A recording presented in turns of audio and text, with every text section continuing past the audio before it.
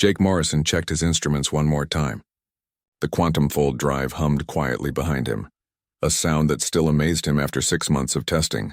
3 years ago, nobody on Earth believed faster-than-light travel was possible. Now Jake was about to become the first human to leave the solar system. "Drive ready, Captain," said Lisa Kim from the navigation station.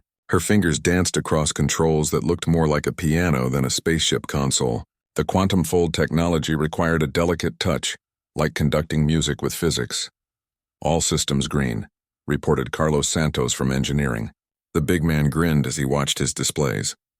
Carlos had helped design the drive system, and this was his baby as much as anyone's. "We're ready to make history." Amy Turner looked up from her communication station. "Earth Control gives us the go-ahead. They're excited to hear from us when we get back." She paused. "If we get back," Jake smiled. "We'll get back, and we'll have quite a story to tell."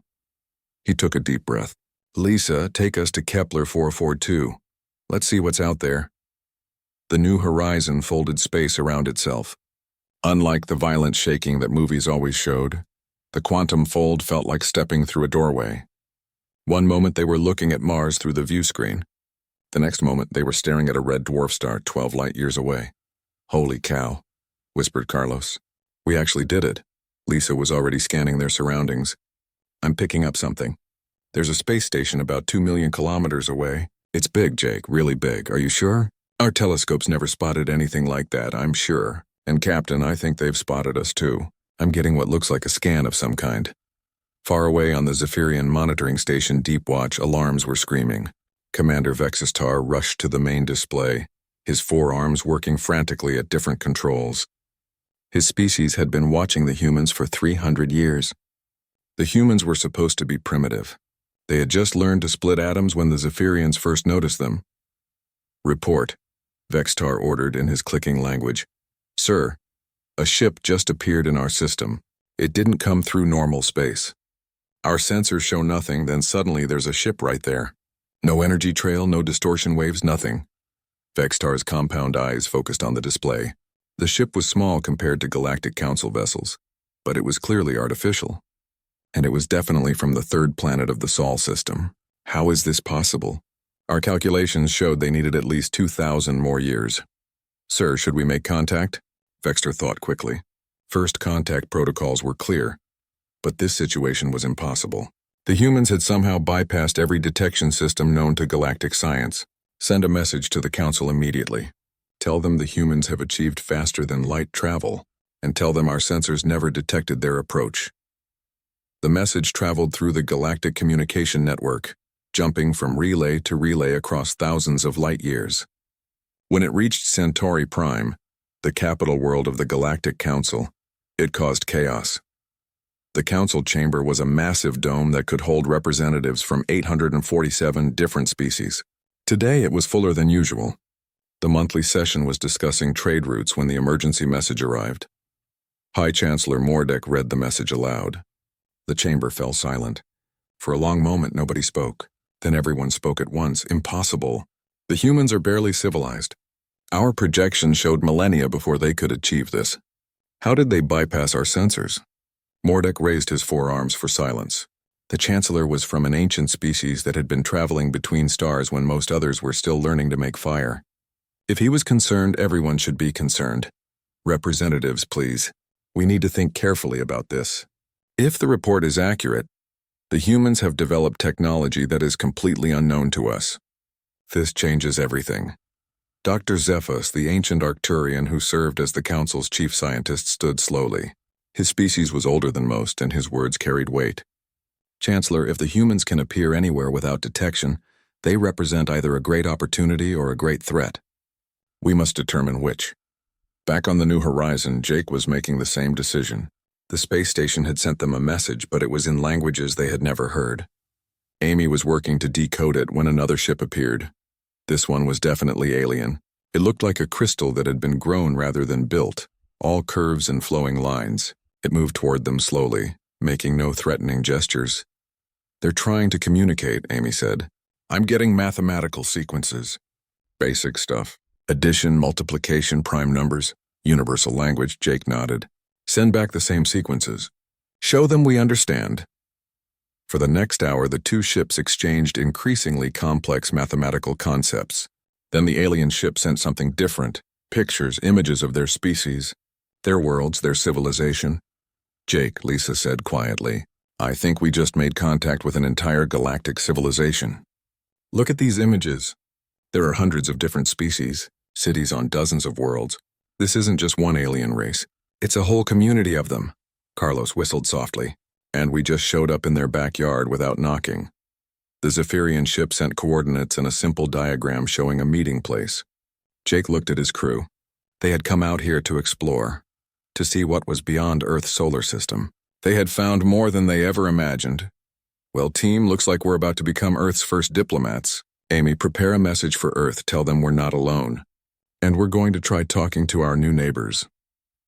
As the New Horizon followed the alien ship toward the meeting point, Jake wondered what Earth would think when they learned the truth. Humanity wasn't alone in the universe. In fact, they were apparently the newcomers to a very large and very old community. Behind them, space folded again as more human ships began to arrive. Earth had been busy in the months since the first successful test. Jake's mission was just the beginning. The galaxy was about to discover that humans didn't do anything small. When they finally decided to explore the stars, they did it with style.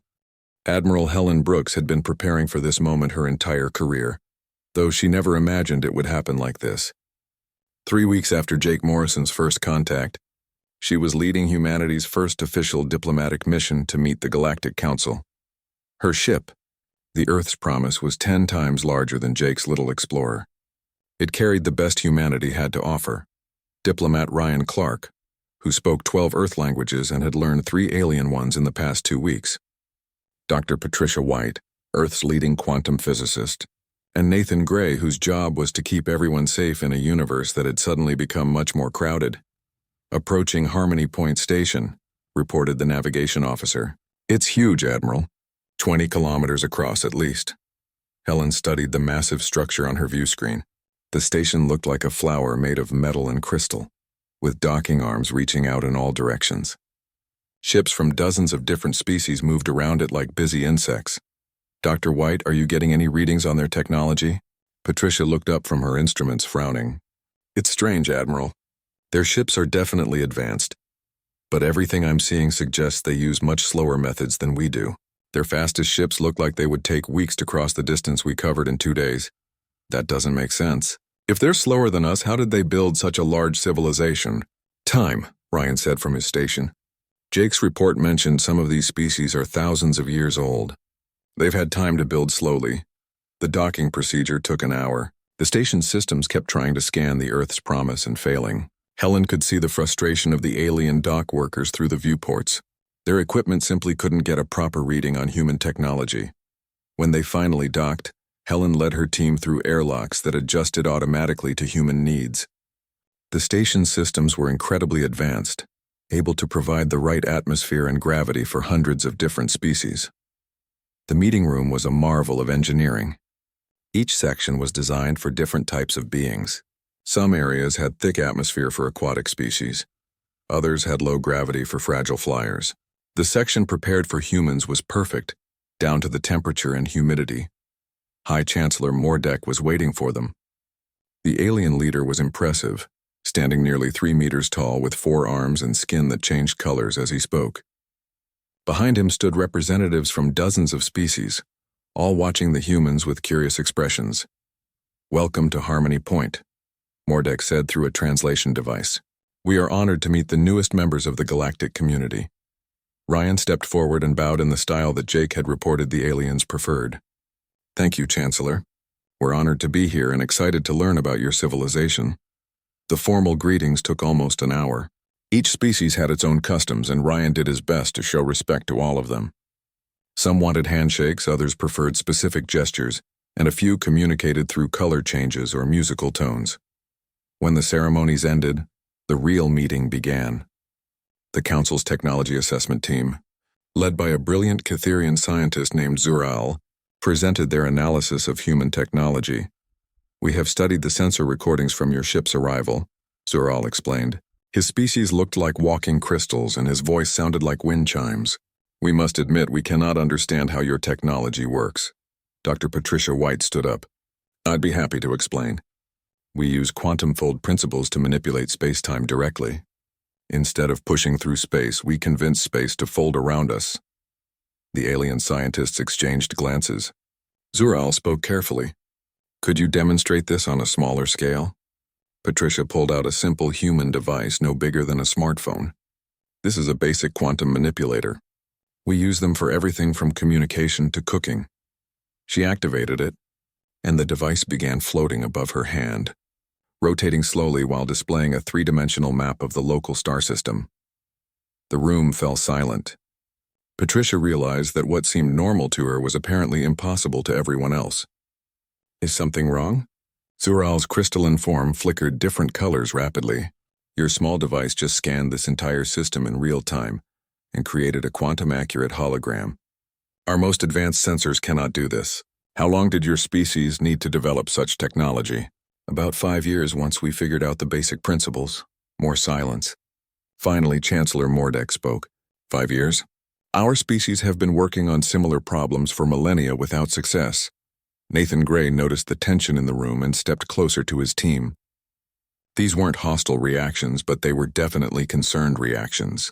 Learning that humans had solved in years what they couldn't solve in thousands of years was clearly unsettling. Ryan tried to ease the tension. We're very willing to share our knowledge. We believe cooperation benefits everyone. That's generous, said Dr. Quenlor, a representative from the ancient Vegan civilization. But we must ask, why share such advanced technology? In our experience, species with significant advantages typically demand tribute or territory. Helen had been wondering when this question would come up. Because that's not who we are. Humans believe that everyone benefits when knowledge is shared. We've always learned more by working together than by working alone. The alien representative seemed puzzled by this concept. Zural asked, but surely you must want something in return? Resources? Worlds to colonize? Military alliances? Friendship, Patricia said simply. We want to learn about your cultures, your history, your art and music and stories. We want to explore the galaxy together and discover things none of us could find alone. The meeting continued for 6 hours. The council asked hundreds of questions about human technology, human society, and human intentions. They seemed to have trouble believing that a species could develop such advanced technology so quickly, and then offer to share it freely. Near the end of the session, Zural asked the question that had been on everyone's mind. Dr. White, your technology is far beyond anything we've seen. If humans chose to be hostile, could the council defend against you? Patricia looked at Helen, who nodded. Honestly, probably not. Our ships can appear anywhere without warning. Our weapons are based on quantum manipulation that could potentially affect matter at the atomic level. Our defenses could make our ships completely undetectable, or even temporarily exist in parallel dimensions. The room was very quiet now. Helen continued, but that's exactly why we're here talking instead of demanding. Humans learned long ago that the best way to be safe is to make friends, not enemies. We're stronger when we work together. As the meeting ended, Chancellor Mordek made an announcement that would change galactic history. The Council will vote on humanity's membership immediately. But I believe I can say with confidence that we welcome you to our community. Walking back to their ship, Ryan shook his head. I think we scared them. Good, Nathan said. Scared people are careful people. Careful people don't start wars. Helen looked back at the massive station where representatives from hundreds of worlds were probably still discussing what humanity's arrival meant. I just hope we can live up to their expectations. Dr. White smiled. Don't worry, Admiral, we will. After all, we're human. Tony Martinez had always been good with his hands. As a kid, he could fix any broken toy. As an adult, he could repair any machine. Now, standing in the most secure research facility in the galaxy, he was about to show aliens just how different human technology really was. The Council's research station, known as Deep Science, was a place where the galaxy's greatest minds came to study the mysteries of the universe. Dr. Susan Taylor stood next to Tony, her tablet full of notes about the demonstrations they were about to give.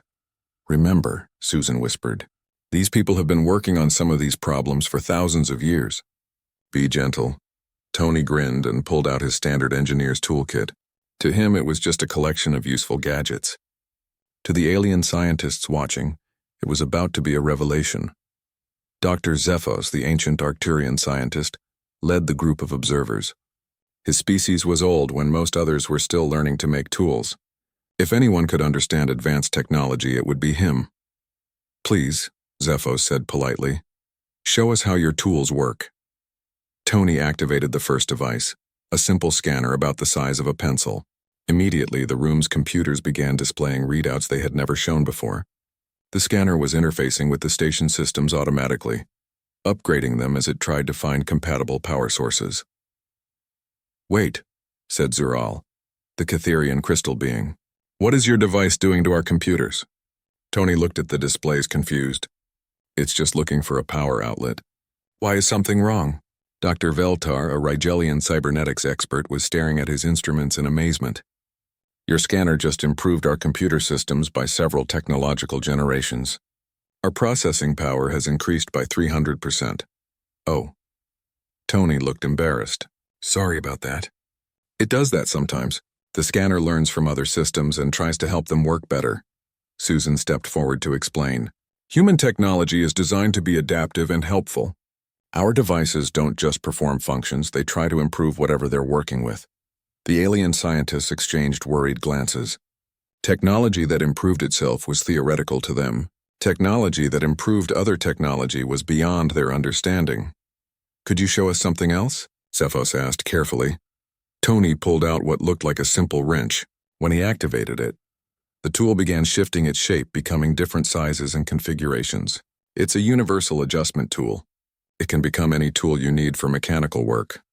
"How does it know what tool you need?" "It reads my thoughts through the neural interface in my hand," Tony said casually.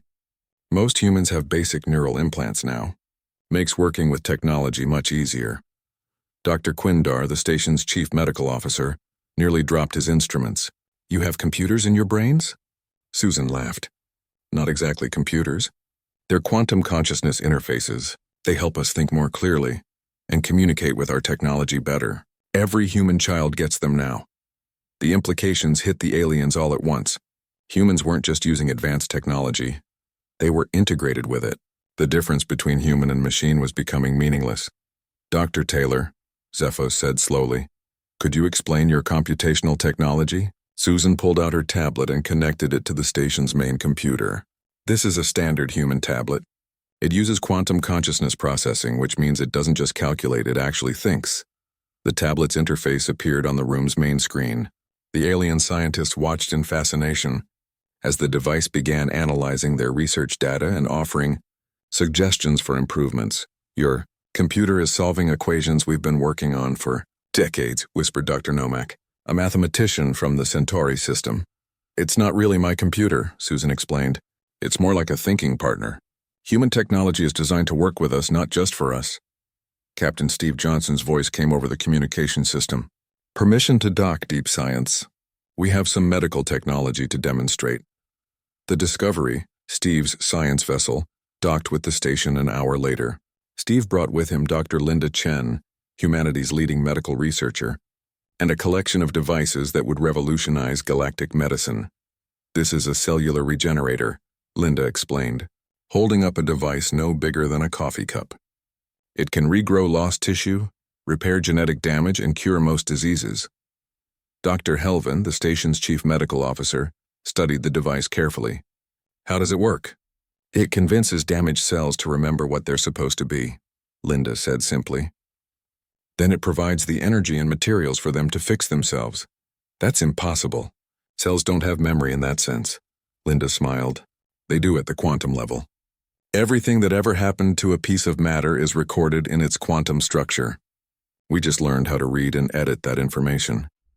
The medical demonstration that followed left the alien doctors speechless. Linda healed a volunteer's old injury in minutes, regrew a damaged organ in an hour, and demonstrated how human medical scanners could diagnose problems that galactic medicine couldn't even detect. But it was Tony's next demonstration that really changed everything. He pulled out a small device that looked like a child's toy. "This is a matter compiler," he said. "It can build almost anything from raw atoms." He placed the device on a table and activated it. Slowly, it began creating a perfect replica of itself, assembling atoms into complex structures without any external input. Where is it getting the materials? Asked Dr. Yolson, a materials scientist. From the air, Tony said. It breaks down atmospheric gases and uses the atoms to build whatever it needs. Zephos sat down heavily. His ancient mind was struggling to process what he was seeing. You can create any object from air? Not just objects, Susan added. The larger versions can build entire machines, including other compilers. We use them for everything from manufacturing to construction. Steve spoke up from where he was reviewing the medical demonstration. The Discovery was built by matter compilers. The entire ship from hull to computers was assembled from raw materials in about 6 hours. The alien scientists were quiet for a long time. Finally, Zephos spoke. Dr. Taylor, your species has achieved technological capabilities that our greatest theorists believed were centuries away. How long did it take you to develop all of this? Susan looked at Tony, who shrugged. Most of this stuff was developed in the last 10 years. We had some breakthrough discoveries that opened up a lot of possibilities. 10 years. Zephos repeated the words like they hurt. My species has been studying quantum mechanics for 3,000 years. We still don't understand half of what you've shown us today. That's okay, Tony said cheerfully. We'd be happy to teach you. Humans are good at sharing knowledge.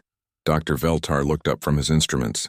The energy readings from your devices are off our scales. What do you use for power? Quantum vacuum energy, Linda explained. Every cubic centimeter of space contains enough energy to power a city. We just learned how to tap into it safely. The room fell silent again. Unlimited clean energy was something every galactic civilization had dreamed of for millennia. Humans had solved it and were offering to share the solution. As the demonstration ended, Zephos approached Susan privately. Dr. Taylor, I must ask, are there any problems your technology cannot solve? Susan thought for a moment. We're still working on faster-than-light communication and time travel. Oh, and we haven't figured out how to make truly intelligent artificial life yet. Our computers are smart, but they're not really alive. Zephos nodded slowly. The humans hadn't solved everything, but they had solved problems that were beyond the reach of galactic science, and they were willing to share. One more question, he said. Why share all of this?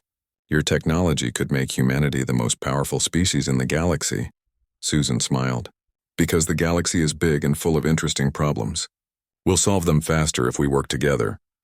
As the human team prepared to leave, every alien scientist on the station was thinking the same thing. The universe had just become a much more interesting place. Ambassador Kevin Turner had negotiated treaties between Earth's most stubborn nations, but nothing had prepared him for this.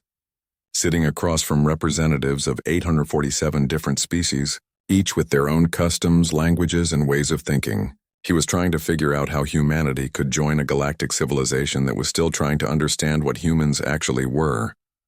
The problem wasn't hostility. The aliens weren't afraid of humans exactly. They were confused by them. In 3 months since first contact, every assumption the Galactic Council had made about how civilizations developed had been proven wrong. The traditional membership process, explained Chancellor Mordek, involves a probationary period where new species demonstrate their commitment to galactic law and peaceful cooperation.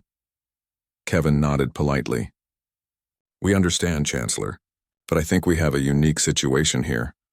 Fleet Admiral Quindar of the Hegemony Defense Force leaned forward. The massive alien looked like a cross between a bear and a lobster, with armor plating that had been earned in 100 battles. Ambassador Turner, our military analysts have run every simulation we can think of. The results are always the same. What results? Kevin asked, though he suspected he knew the answer.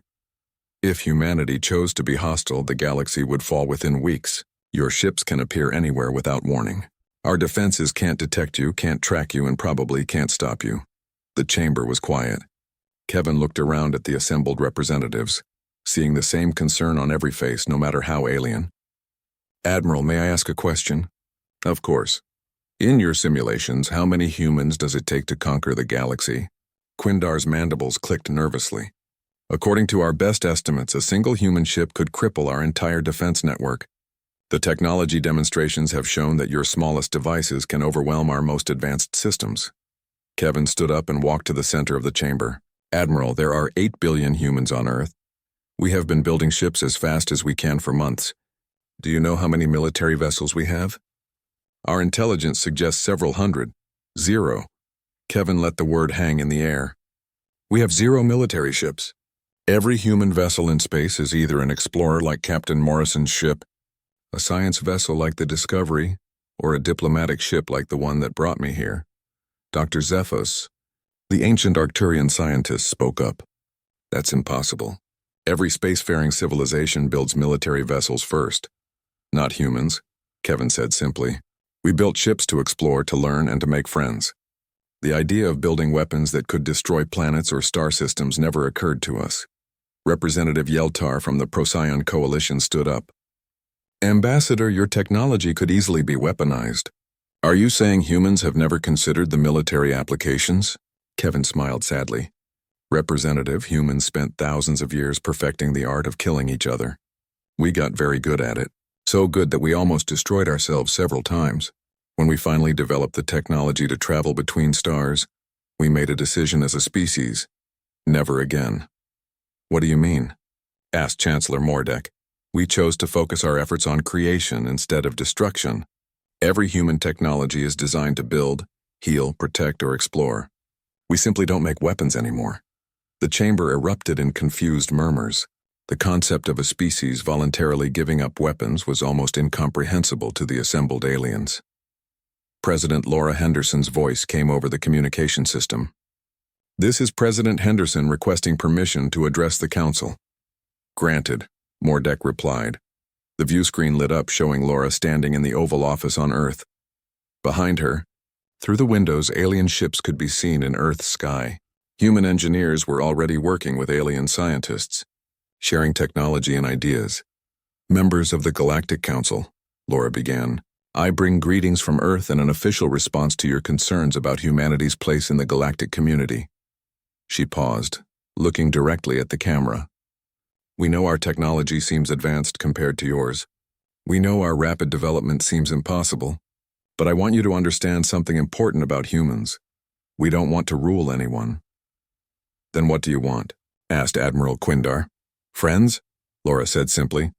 We want to explore the galaxy with you. We want to learn about your cultures, your histories, your hopes and dreams. We want to share our knowledge and learn from yours. We want to solve problems together that none of us could solve alone. Representative Zendal from the Rigel system stood up. President Henderson, your offer is generous, but surely you must want something in return. Territory? Resources? Trade advantages? Laura shook her head. Just friendship. And maybe some good recipes. Human diplomats tell me galactic cuisine is amazing. The comment brought laughter from several species, breaking some of the tension in the chamber. To prove our good intentions, Laura continued, I'm announcing that Earth is immediately sharing our clean energy technology with any species that wants it. Our agricultural improvements that can make any planet habitable are available to everyone. Our medical advances are free for all galactic citizens. Dr. Helven, the medical representative, gasped. President Henderson, that technology could revolutionize medicine across the galaxy. The economic value alone is meaningless compared to the lives it could save, Laura finished. Humans believe that knowledge belongs to everyone. Commander Alex Foster appeared on a second view screen from his ship in the Vega system. Council members, I've been asked to demonstrate our defensive capabilities. Alex's ship, the Guardian, was positioned near a gas giant that had been chosen for the test. I'm going to protect this entire star system from a simulated attack using our dimensional phasing technology. The massive simulation began. Computer-generated fleets attacked the system from every direction, with weapons that could destroy planets. Alex activated the human defensive field. Every planet, moon, and asteroid in the system simply vanished. The attacking weapons passed harmlessly through empty space where moments before there had been 8 worlds full of life. Where did they go? Whispered Zural. They're still here, Alex explained. Just existing in a parallel dimension for a few minutes. Completely safe from any attack. We can do this for individual ships, entire fleets, or star systems. The planets reappeared completely undamaged. The demonstration was over, but its implications were staggering. Alex's ship did that alone, Kevin said quietly. Imagine what we could do working together to protect the galaxy from external threats. Dr. Jennifer Collins appeared on another screen from her research station near Proxima Centauri. Council members, I wanted to share some exciting news. Working with Catherian crystal growth specialists, we've solved the problem of long-distance communication without delays. She held up a small device. This quantum communicator allows instant communication across any distance. We're sharing the technology with everyone immediately. The chamber fell silent again. Instant galactic communication had been a dream for thousands of years. Chancellor Mordek stood slowly. President Henderson, Ambassador Turner, your offers are beyond generous. But I must ask why? Why share technology that could make humanity wealthy and powerful beyond measure? Laura smiled. Because we learned something important in our history, Chancellor. The best way to be truly safe and truly prosperous is to make sure everyone around you is safe and prosperous too. Kevin added, humans have a saying, a rising tide lifts all boats. We believe that when everyone succeeds, everyone wins. The vote was unanimous. Humanity was not just accepted into the Galactic Council. They were invited to help reshape it. The old system based on military strength and economic power was replaced with something new. A cooperative alliance focused on mutual benefit and shared knowledge. As the session ended, Admiral Quindar approached Kevin privately. Ambassador, I've been a soldier for 3 centuries. I've seen species rise and fall based on their military might. But I've never seen anything like this. What do you mean? Humans conquered the galaxy without firing a shot. You did it with friendship and generosity. That's more powerful than any weapon. Kevin smiled. Admiral, humans didn't conquer anything. We just made some new friends. As ships from hundreds of worlds began forming joint exploration fleets with human vessels, the galaxy began to realize that something fundamental had changed. The age of competition was ending. The age of cooperation had begun, and it had all started with humans simply showing up and asking if they could help.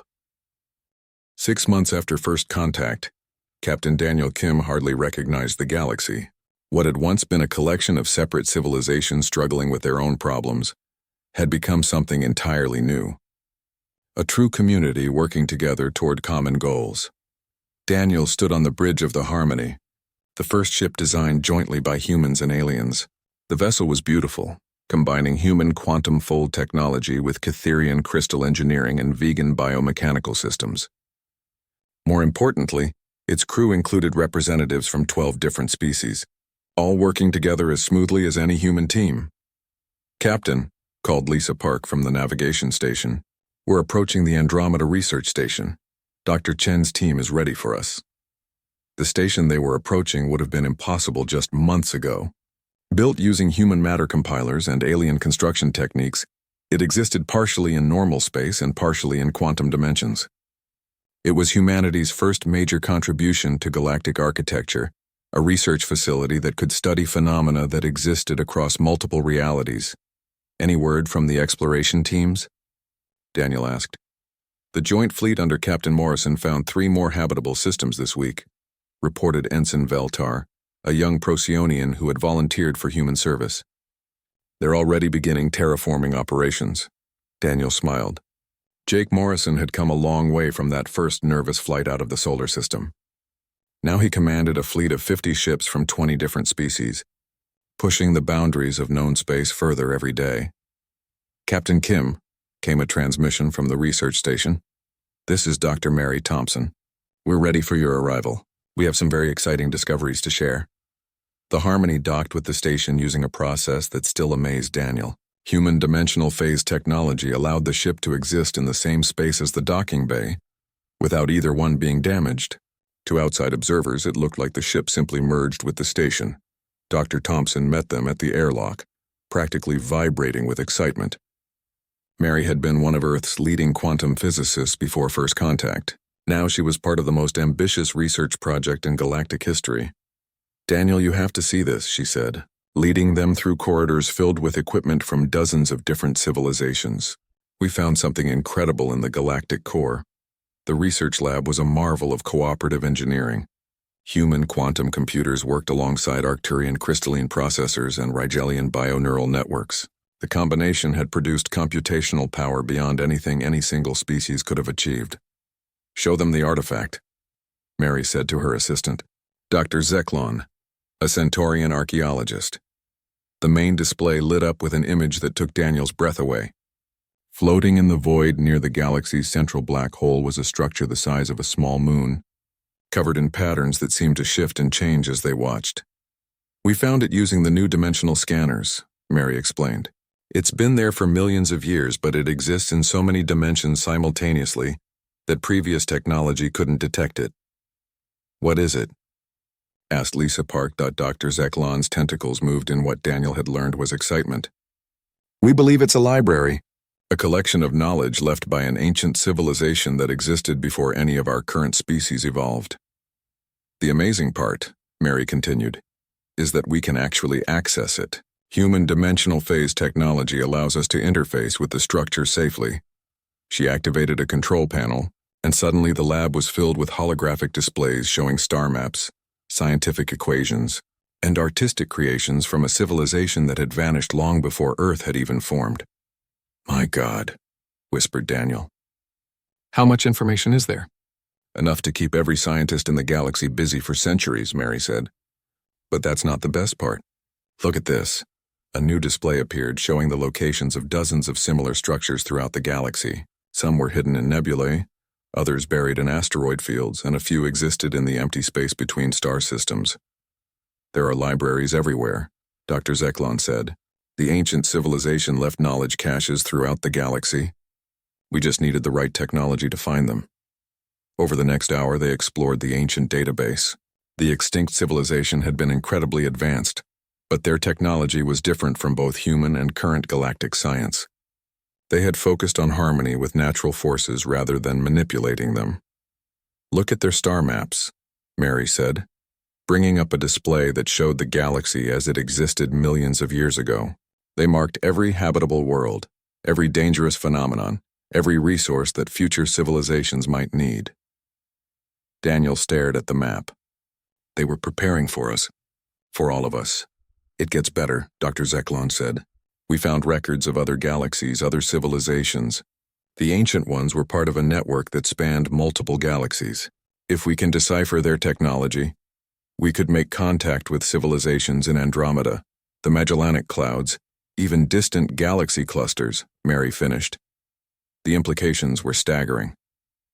The galaxy had thought it was alone in the universe. Now they were discovering that they were part of a vast community that stretched across cosmic distances. "There's something else," Mary said quietly. "The ancient records mention something they called the Watchers. Apparently, there are civilizations that have been observing galactic development for millions of years, waiting for the right moment to make contact." "Waiting for what?" Lisa asked. "For species to learn to work together instead of fighting," Dr. Zeklon replied. "According to the records, cooperation is the key to joining the larger galactic community." Daniel felt a chill run down his spine. "Are you saying that humanity's arrival, our focus on cooperation, might have triggered something?" Before anyone could answer, alarms began sounding throughout the station. Not emergency alarms, but the gentle chimes that indicated an incoming priority message. Admiral Jake Morrison's face appeared on the main screen. He looked excited but also slightly nervous. "Daniel, Mary, everyone, you need to get out here. We have visitors." "Visitors?" Daniel asked. "Ships," Jake said. "Dozens of them appearing throughout the galaxy. They're not attacking. They're not threatening. They're just announcing themselves." The main display switched to show Jake's sensor readings. Ships unlike anything they had ever seen were materializing near major galactic civilizations. They were beautiful, graceful vessels that seemed to be made of solidified light. "They're broadcasting a message," Jake continued. "The same message to every system simultaneously, in every language." A new voice filled the lab, speaking in perfect English. "Greetings to the species of the Milky Way galaxy. We are the Intergalactic Cooperative, representatives of civilizations from across the local galaxy cluster. We have been waiting for your galaxy to achieve the level of cooperation necessary for contact." The voice paused, then continued. "Your recent unity, sparked by the arrival of humanity and their gift of selfless sharing, has shown that your galaxy is ready to join the larger community. We welcome you." Daniel looked around at his mixed species crew, at the joint research station, at the displays showing ancient knowledge being shared freely among all galactic civilizations. 6 months ago, humanity had been alone on a single world. Now they were part of something bigger than they had ever imagined. Captain Kim, came another transmission, this one from President Henderson on Earth. I'm calling an emergency session of the Galactic Council. It seems our little family is about to get much bigger. As the Harmony prepared to return to Council space, Daniel reflected on how much had changed. Humans had come to the galaxy as newcomers, uncertain and eager to learn. They were leaving as part of a cosmic community that spanned billions of stars. You know what the amazing part is? Lisa said as they watched the ancient library structure disappear into quantum dimensions. What's that? 6 months ago, we thought we were alone in the universe. Now we're about to meet civilizations from other galaxies. And it all started because humans decided to share instead of conquer. Captain Morrison's voice came over the communication system one more time. All ships. This is Jake. We're about to make history again. Let's go meet our new neighbors. As human and alien ships folded space together, heading toward the most important first contact in galactic history, Daniel smiled. The galaxy that had once fallen quiet in shock when humans arrived was now humming with the voices of friends working together. And somewhere in the space between galaxies, ancient watchers who had waited millions of years for this moment finally allowed themselves to hope. The universe was about to become a much friendlier place,